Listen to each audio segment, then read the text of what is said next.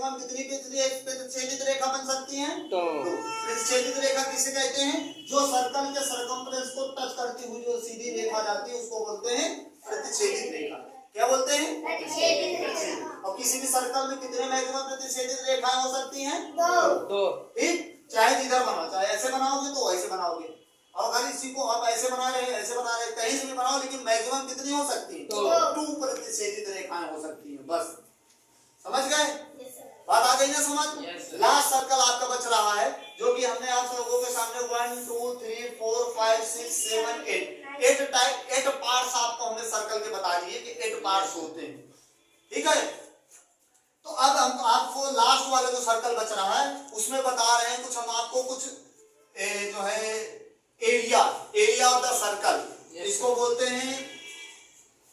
जैसे ये मान लीजिए कि हमने ऐसे एक लाइन बना दिया, इसको ऐसे करके इसको बोलते हैं लघु चाप और दीर्घ चाप। ये वाला जो पार्ट होता है इसको बोलते हैं लघु चाप, और जो ऊपर वाला होता है इसको बोलते हैं दीर्घ चाप। जैसे हम गोला प्रकार की नोक को ऐसे रखते हैं और रखने के बाद उसको हम स्टार्ट करके यहाँ से ऐसे घुमा के यहाँ तक लगाए, ये क्या हो गया? लघु चाप। ये क्या है? लघु चाप ऑफ द सर्कल, मतलब छोटा चाप। चाप लगाना मतलब होता है कि पेंसिल से, और जो हमारा वो होता है कंपास से जो घुमाते हैं उसकी नोक को पेंसिल से, उसको बोलते हैं चाप। आर्क बोलते हैं इंग्लिश में। क्या बोलते हैं? आर्क। आर्क को क्या हिंदी में कहते हैं? चाप। क्या कहते हैं? चाप बोलते हैं, इंग्लिश में बोलते हैं आर्क।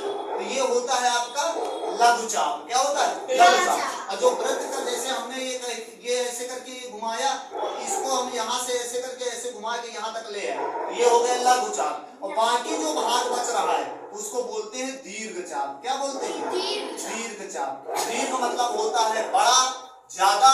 लघु माने होता है छोटा।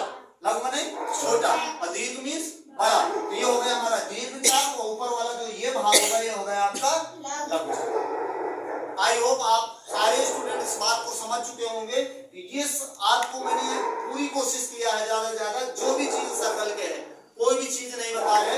एक चीज और तुमको बता रहे हैं, जैसे कि ये सर्कल में है, इसको टच करते हुए एक सीधी बिल्कुल देखा जाए, सीधी, इसी को बोलते हैं कॉन्ग्रुएंट लाइन। क्या बोलते हैं? Congruent line.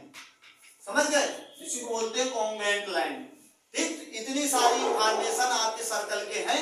सर्कल में एक चीज याद रखना कि सरकमफ्रेंस का जो फार्मूला होता है वो होता है circumference equal to 2 pi R. क्या होता है? 2 पाई आर। बोलिए सरकमफ्रेंस इक्वल टू 2